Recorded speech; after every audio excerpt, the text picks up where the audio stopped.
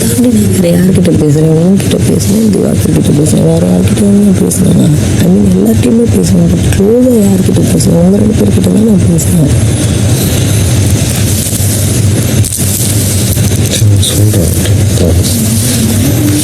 இதை விட யாராலையும் தெளிவா ஹிண்ட் கொடுக்க முடியாதா? அவ தெளிவா சொல்றா, நான் உங்ககிட்டயும் திவாகர்கிட்ட மட்டும்தான் பேசினேன். இப்ப அந்த நாய் ஓடி போச்சு. உனக்கு ஆமா, அவளுக்கு ஆமாங்கோட்டதுக்கு ஒரு ஆள் தேவை. அதுக்கு முன்னாடியே தெரியுறா. இப்போ கிளியர்லி அப்படிதான் பண்ணுறாடா. நீ சொல்கிற எனக்கு ஃப்ரெண்டு நான் புரிஞ்சுக்கிறேன்ல. அப்போ அதே மாதிரி தான் இப்போ நாளைக்கு ஒன்றும் இல்லை, நாளைக்கு திரும்ப ஆகும். இப்போ நீ நானும் பேச மாட்டோமா? ஆனா இதுதான் சாக்குன்னு கம்பு திருப்பி கையை பிடிச்சி கசந்துட்டு நடக்கிறேன். காஞ்சி போய் அலையுது. ஒன்று நீ அவ கூட பேசுவியா? வேணும்ட்டே நீங்கள் 2 பேரும் சேர்ந்து என் கண் முன்னாடி ஏதாவது ஆடிக்கிட்டு பாடிட்டு இருப்பீங்களா? அதுக்கப்புறம் அந்த பொண்ணு வேணும்ட்டே என் முன்னாடி உன்னை கட்டிப்பிடிக்கும் மேலே பண்ணுவீங்களா? எனக்கு எப்படி இருக்கும்? உனக்கு அது புரியலையா? அதாவது நம்ம காட்டு பெருச்சாலை என்ன சொல்ல வருது அப்படின்னா, இந்த கருமம் முடிச்ச காதல் கதைக்கு ஒரு ஃபீலிங் வேற. என்ன இளவுல ஆயுது. நல்ல பாராட்டினாங்களோ கண்டபடி கேட்டிருப்பாங்களே, சிங்கமா கேட்டிருப்பாங்களே, இவனை வச்சு கேட்டிருப்பாங்களே. கேட்டாங்களா? சொன்னாங்களே. எனக்கெல்லாம் என்ன டெசிஷன் எடுத்துக்கியோ நீ எடு, ஓகேவா? ஆனா என் கண் முன்னாடி எந்த கன்றாவையும் பண்ணி தொலையாதுன்னு தான் நான் சொல்றேன் உன்கிட்ட. எனக்கு அது ஹர்ட் ஆகுது. உனக்கு அது புரியுதா புரியலையா? ஐயோ ரோஸ், அவ்வளவு கஷ்டமா இருந்தா மறந்து குடிச்சிட்டு சாவுறீங்களா? ஒழுங்கா எந்திரிச்சு போடுறீ. எல்லாத்துக்கு அடிச்சிட போறேன். அவ அதைத்தான் பண்றா, என்னை வெறுப்பேற்றணும்னா அவ பண்றா. நீயும் அதுக்கு தான் நீ சப்போர்ட் பண்ணிட்டு இருக்கிற. அது ஏன்டா பண்ணாட, அவன் இங்க உட்காந்து புலம்பிக்கிட்டு இருக்கா, நீடா தொலைய தளறிட்டு இருக்க. என்ன அவ்வளவுதான் தலைவர்களை கூட நீ விட மாட்டியே. affecting my game. It's getting stronger. ஆனா whatever belongs to you affecting it. அதனால எனக்கு வேண்டாம். ஓகேவா? எனக்கு பார்வோட பிரச்சனை வேண்டாம். உன் கூட இருந்தால் பார்வோட பிரச்சனை வரும். அப்போ நீயும் வேண்டாம். As simple as it. இதை விட ஒருத்தவங்க ஈஸியாக அது சொல்ல முடியாது. ஓகேவா? இப்போ பார்த்தியா அந்த நாயே, இவ்வளோ நேரம் அங்கேயே தலைவிட்டு வரேன். இப்போ அடுத்து இங்கே வந்துட்டு அந்த ஒருத்துக்கு எவனாச்சும் பிடிச்சி காய எடுத்து விடுவேன் அவனுக்கு. அதனால நான் சொல்கிறேன், ஐம் கிவிங் யூ க்ளோஷர். இனிமேல் அந்த மாதிரி ஒரு ப்ரோக்ரெசிவ் ஃப்ரெண்ட்ஷிப் இருக்காது நமக்குள்ள. நம்ம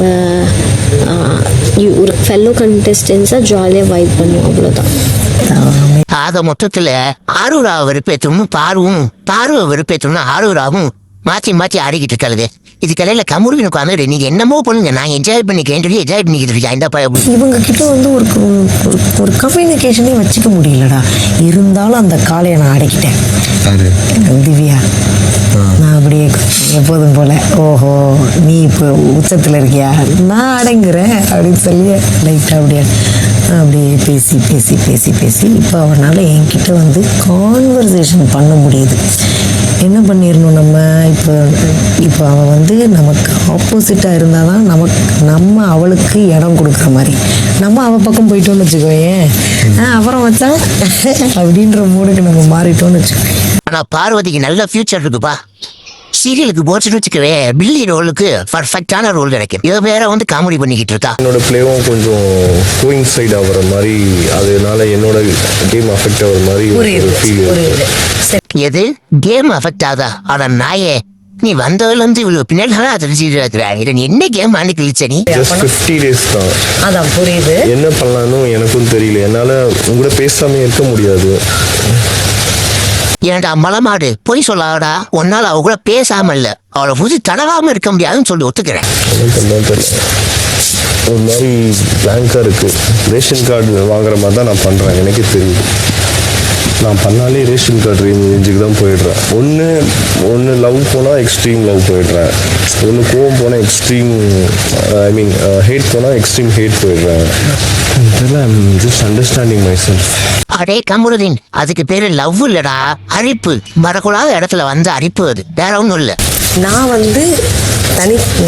அவளை இங்கே வச்சுருக்கேன், உங்களை இங்கே வச்சுருக்கேன். அவளுக்கான ஸ்பேஸை நான் கொடுக்குறேன், உங்களுக்கான ஸ்பேஸையும் கொடுக்குறேன். ஆனால் அவளை வச்சு நீங்கள் என்கிட்ட பேசுகிறத நீங்கள் ஏன்டா அதை பண்ணுறீங்க? நான் அதை டீல் பண்ணிக்கிறேன்டா. பாரு சொன்னது ஏன் மைண்ட்ல மட்டும் தான் தப்பா நினைக்க தோணுதா இல்ல உங்க மைண்ட்லயே அப்படி நினைக்கிறீங்களா அப்படின்றத கமெண்ட்ல வந்து சொல்லுங்க. நீ எங்க டீப்பா ஹர்ட் ஆகுறியோ அதை வச்சு இந்த வீட்டுல 1000 கற்கள் வீசுவாங்க. அதை எப்படி நம்ம ஹேண்டில் பண்றோம்ட்டு தான் இருக்கு. என்னடி தத்துவம்லாம் பேசுற விட்டா சுயசரிதெல்லாம் எழுதுவ போல இருக்கே. நீங்க எல்லாரும் உங்க பள்ளி பருவத்துக்கு மீண்டும் போக போறீங்க.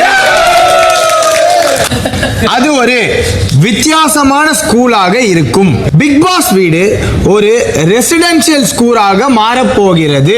ஒரு பக்கம் ஸ்கூலை நடத்தி ஸ்டூடெண்ட்ஸை வழி நடத்தணும், இன்னொரு பக்கம் ஹாஸ்டல். கான்செப்ட் என்னமோ ரொம்ப நல்லா தான் இருக்குது. ஆனா ஒன்னையெல்லாம் வச்சுக்கு நடக்குமான்னு தெரியல. நீ யாச்சும் ஏர்டெல்ல கூட்டுவ. ஸ்டூடெண்ட் நம்பர் 1 காமரோதே. ஸ்டூடெண்ட் நம்பர் 2 சுமிக்ஸா. ஸ்டூடெண்ட் நம்பர் 3 வியானா. ஸ்டூடெண்ட் நம்பர் 4 சபரினா. அடே சபரி மலை மாடு மாதிரி இருக்காண்டா. அவனுக்கு யாரா ஸ்டூடெண்ட் கிட்ட புரிஞ்சுது ஒழுங்கா பிடி சார் கிட்ட புரிவரா. Student number 5 Vikram. Student number 6 Divya. Student number 8 Sandra. Present principal and moral science teacher.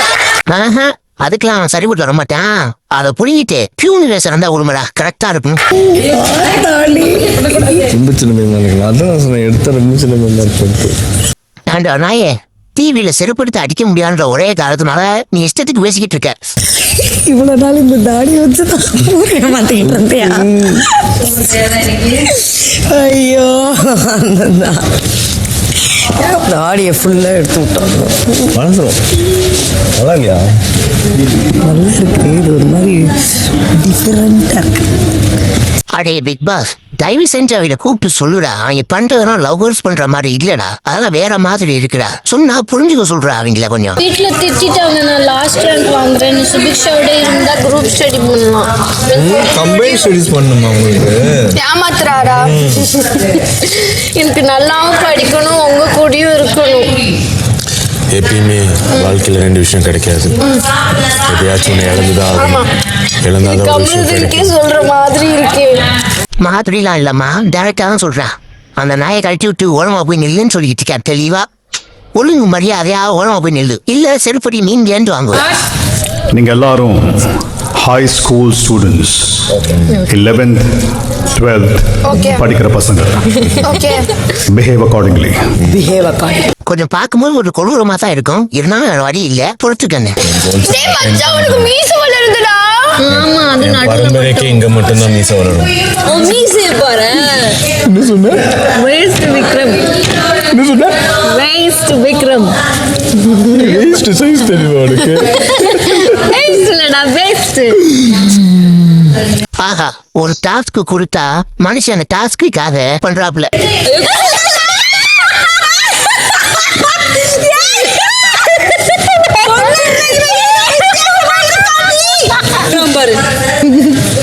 நான் அங்கே போய் சாப்பிட்றேன்டா. விட்டுட்டு போகாத. எதுக்கடி பண்ண? ஐயய்ய, 2 பேரும் என்னவா இருக்குங்க? ஐயோ, பரவாயில்ல, இந்த டாஸ்க் கூட கொஞ்சம் நல்லா தான் கலகலப்பா. இவங்க பண்றாங்க சரி, மத்தவங்க என்ன பண்றாங்க தெரியலையே. லீடராக மாறணுன்றது தான் என்னோட ஒரு கோல். நான் உங்களோட மிகப்பெரிய fan sir. I'll always be yours. இவனுங்களை பற்றி உங்களுக்கு எந்த நியூஸ் வேணாலும் என்கிட்ட கேளுங்க. எனக்கு இந்த லாயல்ட்டி கிஎல்டிலாம் பிடிக்காது. ஸ்ட்ரெயிட்டாக உங்களுக்கு தான் நான் லாயலாக இருப்பேன். சொக்கத்தங்கம் நீங்கள் சொக்கத்தங்கன்னு நல்லா தெரியும் சார். திடீர்னு புது கான்டெஸ்டன் எதுவும் உள்ள வந்துட்டு நினைச்சாங்க. அது வேற யாரும் இல்ல, நான் பிரஜன் தான். அது